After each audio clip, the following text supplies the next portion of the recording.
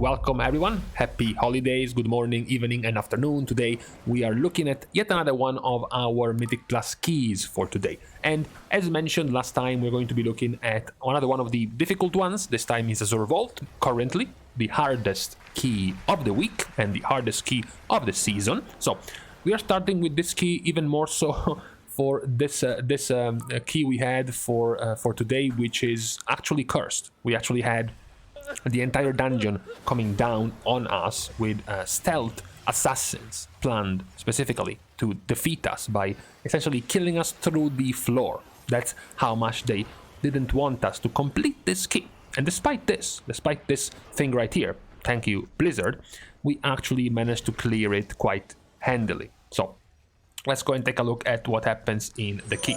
Now, we have, of course, the first couple of pulls with one of the more dangerous trash mobs of the dungeons, which are the little lashers, the little harmless lashers over here, which cast Mystic Vapors. Now, they are quite dangerous, but now, as you can see here, they can be line of sighted from their Mystic Vapors. Now, of course, this is only if you line of sight them properly. Now, it's very important, of course, to be interrupting them from their cast. Now, obviously, it's quite difficult when you're pulling 9 of them, trying to interrupt them all. And also, it gets quite hard if you stack up the bursting to 9 stacks while you let one of the Mystic Vapor casts through. But the theory is sound. You pull them all together, you dish out all of your AoE and your cooldowns on them, and you kill them all. This is also quite simple because it's going to take you 3 or so minutes, more or less, to get to the boss, so you can, safely use your CDs, as you see from the cooldowns being used to the left of the party frames. That is, it's quite safe to do so, because now the next pack of trash mobs is going to be quite harmless, so to speak. So it's not that dangerous to be using so many cooldowns at the same time. Making sure you interrupt Mystic Vapors is pretty much the more important part of this initial part of trash. This leads us immediately to the next part, which is this set of trash right here. Very, very harmless. You need to put some effort as a player to actually die in this room before the boss actually activates. You have to be sleeping to get hit by the paddles, for example, as one of the few ways you have to die. Now, this boss has 2 patterns he will be repeating constantly. One is the explosive brand, which will put the circle around you that you need to use to get rid of the trees, which is followed shortly after by the consuming stomp, which is the massive damage hit, which becomes bigger and bigger the more trees you have left alive, which is why, dramatic pause over here, it's very important for your tank to not be so lazy and get rid of at least 4 of the trees. You see here, he's using the fissure, which is the frontal he does on the tank, that is also going to blow up the trees. This is quite lazy. As you can see, the tank could have moved around the boss to some different angle. For example, he could have turned the boss around, stayed here, and the boss would have gotten rid of these 4. Or he could have moved here and placed the boss here, and gotten rid of these 4, or these 4, or these 4, or these 4. Any one of these angles would have been enough to get rid of 2 more trees. This can be quite dangerous, because if you get hit by unlucky positioning of trees, it gets quite hard to clear them all, which becomes dangerous, because then Consuming Stomp will be doing more damage. Your priority as a healer and as a DPS is to be close to full HP right after the brand, so that the Consuming Stomp won't kill you. That is the main play of the fight, which will repeat itself over and over. It's going to be the exact same thing. Of course, take care not to be in the circle of the exploding adds when they die. Besides that, the things will repeat. Now you're just chilling. We are waiting for the frontal of the tank. Again, he is being quite lazy, not really moving the boss whatsoever, only being fair with dealing with 2 trees only, which, as I said, it can be dangerous if you can't spread your circles properly when this ability right here happens, Explosive Brand. Try to position yourself to get rid of as many trees as possible. Also make sure you top the party and you use defensives as a DPS if you're not healthy before Consuming Stomp. Now we have 1 tree left. So the Stomp will be doing 205,000 damage, which is very, very close to all of your HP. It's like 80% of all of your HP, so you need to be very careful with that. And besides that, this type of mechanic will repeat.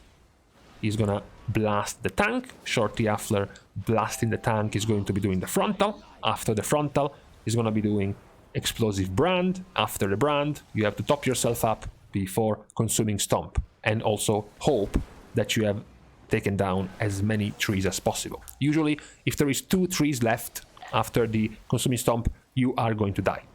That's that's how it goes. So try to get rid of as many as possible. We right now got rid of them all, so we are reasonably safe. Here comes the stomp. Now it does 177,000 because we have taken down all of the trees. So it's about 30,000 less damage, for example. So that's how the boss will repeat itself over and over. It's the same cycle of mechanics. It's not getting harder the deeper you go, etc., etc. So all you have to do is repeat that cycle of mechanics until the boss is dead. Now we have the Circle of Doom. These are quite some annoying trash mobs to do, particularly in Fortified. On Tyrannical, they just have a whole lot of HP and take quite a bit to take down. The most dangerous one in here is one of the ones we have in here, which is the Keeper, which I put on focus because I want to make sure to get rid of his icy bindings snare, the root.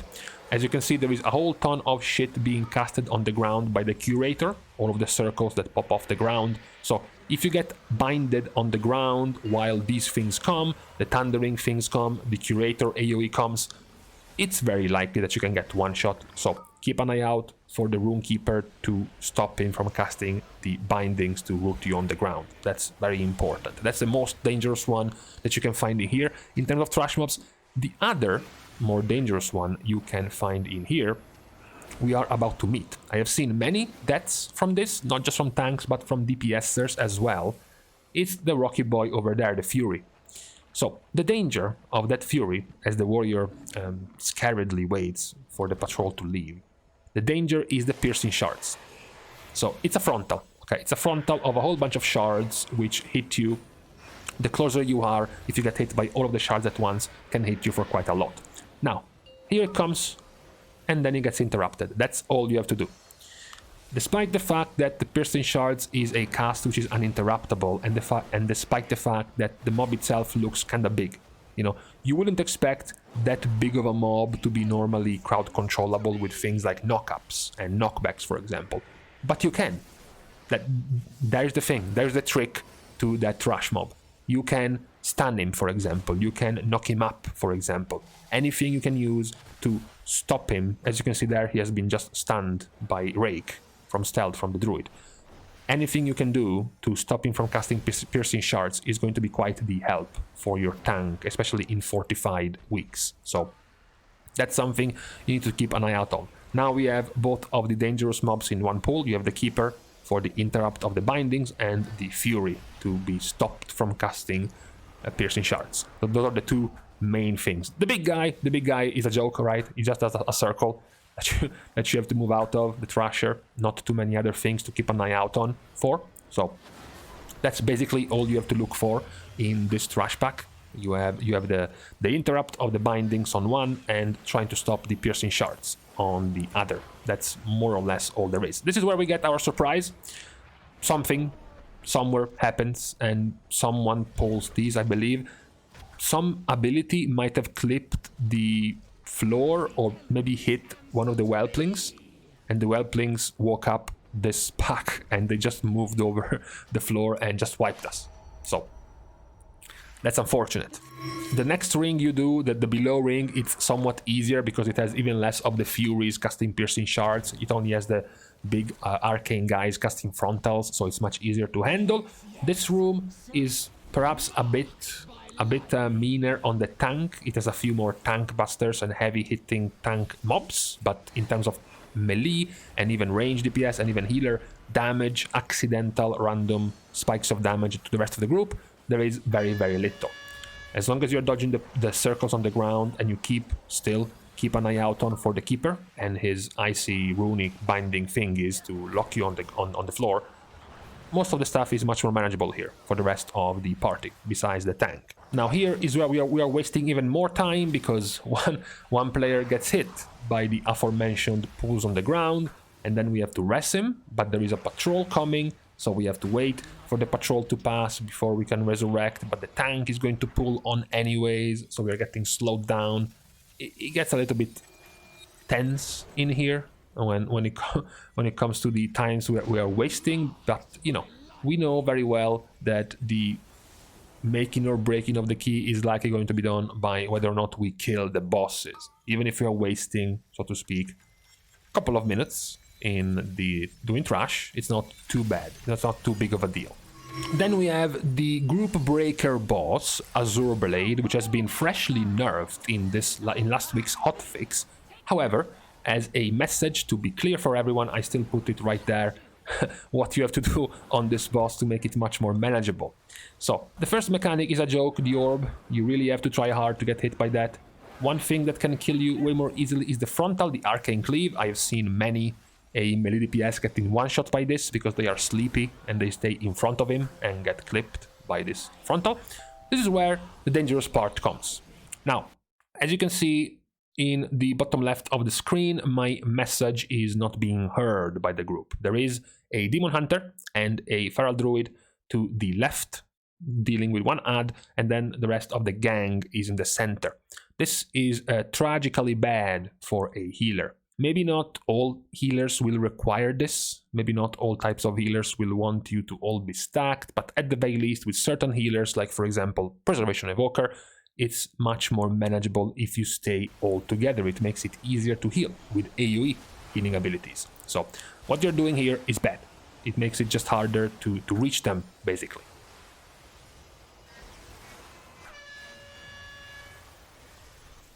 At least now, after the first couple, we go all the way back together in order. I'm left behind trying to heal them, but it's going fine for now.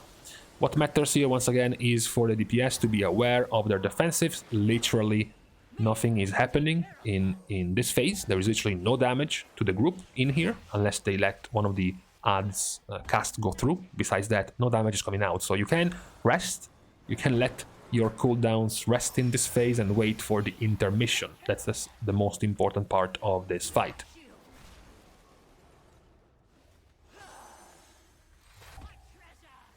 Again, dodging the orb is very easy, dodging the things on the ground, which will spawn every single time you take down one of the ads. Both this ad and the intermission ads will always spawn on the ground. These things right here that you have to dodge, and then you go for the intermission. Now, I asked in chat gently if they can stack in one group. As you can see here, they don't.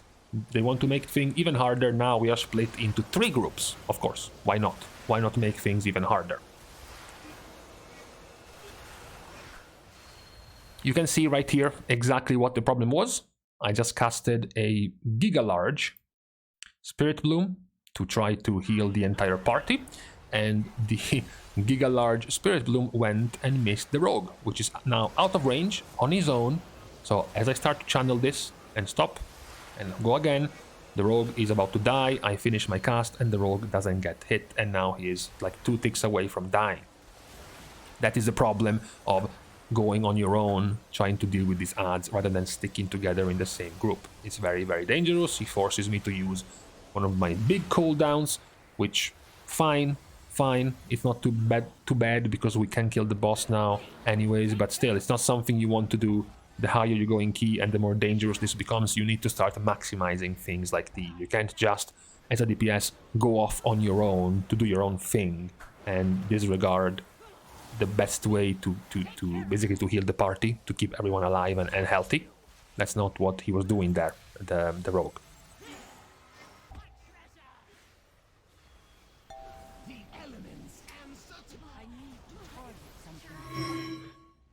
So it's good that the boss died. It's a little bit less good that the DPS continued to stay spread and not move as a unit, as a single pack from ad to ad until the intermission was over, because that makes it much more easy for the healer to heal you in this phase. Now we have a set of miserable trash. I'm sure many players, particularly in melee DPS, hate this trash because it is very difficult to keep these ads together, to keep them stacked for the melee DPS to do their AoE, and also supposedly it's very difficult apparently for them to dodge all of the AoE circles that pop on the ground. It's quite Quite common to see many players get one shot here by one or two of the hops of the frogs, so not much else needs to be said. You have the stomps of the frogs, and then you have the breaker. He will be doing the frontal, the charge, knocking back the player, and then he's gonna do the roar, the AoE damage, unavoidable damage. Even if you try to line of sight it, even if you try to hide behind a corner, the roar will still hit you. What will not hit you if you hide behind a corner is his line charge. So the charge with the knockback can be line of sighted quite handily. As we can see from here, as we start doing these couple of breakers one after the other, you can tank them. Generally speaking, the best way is to tank them behind a corner. Now the tank is kind of slow to bring them down. He's actually kind of not doing it and then kind of starts to do it a little bit more. There you go. Now they are in a good position to be line of sighting the charge. You still can't really, as I said, line of sight the roar. Even if you try to hide, you will still be taking the damage, but the charge is quite good to dodge, especially when it starts actually hitting properly, like fortified weeks. It will be quite helpful to stop them from doing that. Then we have another one of the extremely linear bosses. So, much like other bosses we have seen before, it has the same pattern you have to keep an eye out on. Number one is the crazy damage of this thing right here, the Frost Bomb. So, Frost Bomb will drop down and hit you for 120,000, and then if you are just a bit too slow, you will also be taking some 100-something thousand damage from staying in the Frost patch. So, as you can see here, the HP of the players. Right now, nobody took a second hit. As you can see, they only dropped to about 60% HP, so that was only the hit of the Frost Bomb itself and not the tick of the Frost patch. I believe here is where we start getting a couple of clips of the Frost patch. Yep, the druid, as you can see, dropped much lower. He took an extra tick of the Frost Bomb. That's what's very dangerous. Luckily, this ability is not really overtuned. Icy Devastator. It might remind you of the ability from the second boss in Sanguine Depths, the beam of damage. Here is a clusterfuck of Frost Bombs where I was trapped in the back. Very, very dangerous. As you are positioning yourself, you should always make sure there is a path to escape. A path to just dash through like this, to run out quite easily. You should have the room to do it properly. As you can see, this beam is nowhere near the amount of damage you would expect. It's quite actually undertuned, if anything. No, I'm not asking Blizzard to buff the damage. I'm just saying it's not that hard. It's not that dangerous. This big AoE, again, the sole thing you should care about is to make sure they are all topped before Frostbomb when that happens. Because, as I said, Frostbomb hits for a bit, but what's more dangerous is if you get hit by Frostbomb and then you take a tick of the Frost like the Druid did again. If you're not at full HP, you might very well die when that happens. But the boss repeats like this over and over. You have the Frostbomb with the initial hit, and if you mess up, you have the tick of the Frost Patch.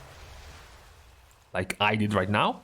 I got the extra 100,000 tick of the Frost Patch. And then make sure they are all topped before the next Frost Bomb. That's it. Every once in a while, you have to make sure they are topped before the next big AoE. Well, you have to go and hide behind the rune circle. Besides that, it's quite on repeat. Luckily, thank God, this beam is not that big of a problem. It's not that dangerous. So it's mostly just repeating the two waves of big AoE damage. Absolute zero into Frost Bomb, into another Frost Bomb, into another Frost Bomb, into another Frost Bomb, into absolute zero over and over.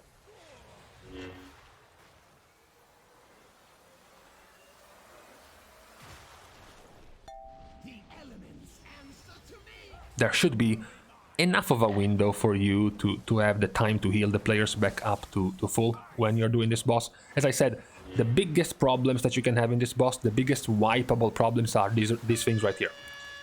Properly spreading the frost patches without basically killing the players who are stuck behind you. That's the most dangerous part of this boss.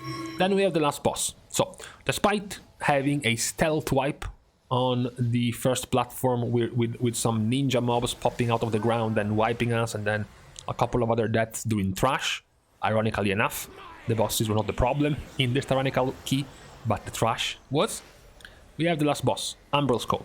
This has been quite the lamented boss because of the whole thing about the movement slow, but also the whole thing about the sneaky orbs that will pop soon enough and will start chasing, particularly the healer. Those are the ones that are found as the bigger issues. Now, here it's also quite the difficult fight to read as a healer because there is very little predictable damage. As a matter of fact, as you can see here, there is barely any healing happening. The boss is at 70% HP and look at the healing done. I am basically not healing, like nothing is happening right now. And the only thing that will happen is when these orbs join the fray. And these orbs aren't really predictable because you don't know who are they going to focus and who will be getting clipped by these orbs. So it's quite the erratic type of healing. You can't really prepare for the damage that happens in the fight, except for the only big knockback damage that happens. Most of the other damage that you will need to heal or you will need to protect yourself with defensives or health potions as a DPS is quite random. Is just based on the orbs and whether or not you can basically get the orbs to go away, to move away from the orbs. Then you have, of course, the most dangerous part of the fight, which is crystals. You want to get rid of them because if you don't, they blow up, and if they blow up, you take a whole bunch of damage. And yes, as a healer, you should definitely help because, as I said, if you are not getting clipped by the orbs, there is barely any healing you have to do. So you should definitely keep an eye out on for the crystals and help as much as possible to deal with the crystal damage and taking them down as fast as possible. Also, important to point out that when it comes to the mechanics of this fight, there is one thing that can help you massively, which is thundering that happens right now. Thundering makes you immune to slows. Yes, so this fight's entire magical damage debuff that slows you is negated by having thundering debuff on you. You can bypass the slow of this fight for as long as possible, as long as you have the thundering debuff on you. Again, most important part of the fight, trying to deal with the crystals, even as a healer, especially this one, which is in Africa, when we have 3 melee DPS, so dealing this one by myself is quite handy for the rest of the group. Once again, if you go and look at the healing done, my healing is at 11,000 HPS. The third boss was at 50,000 HPS. That's how little healing is required on this boss as long as the DPS don't get clipped constantly by these orbs. So you have really way more time as a healer to help with movement, to help with dispels, maybe dispelling one of the DPS who is left behind the most whenever the tank has to move, because the tank has to move from the orbs like I just had to do. And the tank also now has to do. So some of the DPS might get dragged behind, so you want to help them, you want to help the damage as a healer, so this is that type of fight. It's not really a healing intensive fight overall. So, right on time, with 20-ish seconds left, we are done with this key. Of course, the biggest threat in this key was the second boss, was being able to deal with the shaky splitting of the DPS into multiple groups, so making the healing check on the intermission of the second boss was much harder because of that. Besides that, the first boss had 2 very simple patterns. First you have the brand, then you have the stomp that you have to make sure people are healthy enough to survive, and then you have the third boss, which is very similar. You have the frost bomb and the absolute zero, one single big hit that you need to make sure people are alive and healthy for. And then the last boss is much less about healing and much more about dealing with the crystals that spawn, for example, and also dealing with the movement. The you being slowed plus you having to run away from the orbs chasing you is much more the focus of the fight. So this was today's recap walkthrough of the Azure Vault key. It's still quite the challenging key on Tyrannical. After all, only one boss of this entire key was nerfed, which was Azureblade. I still think it might have a few more tunings required, especially the third boss in higher keys. Those single mega hits during Frostbomb might become quite dangerous in much higher keys, but besides that, overall, I think it's a more manageable key. I still think, of course, there might be reasons why the current situation of the chances to succeed see Azure Vault as the lowest key as the hardest key to complete at the moment, but it's definitely doable still if you find finally one of the groups that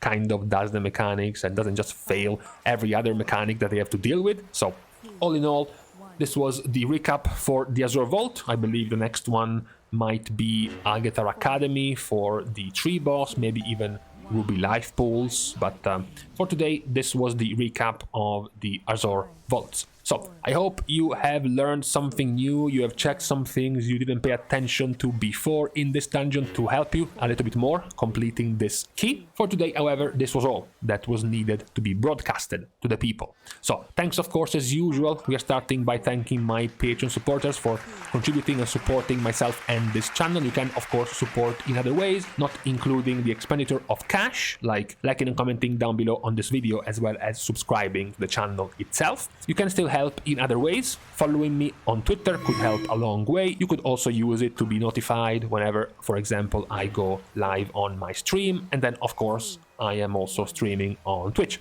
I start streaming, generally speaking, from 10 p.m. Central European time zones, and then 1 p.m. Pacific and 4 p.m. Eastern US time zones. So with this out of the way, thank you guys again for watching. See you guys soon, and in the meantime,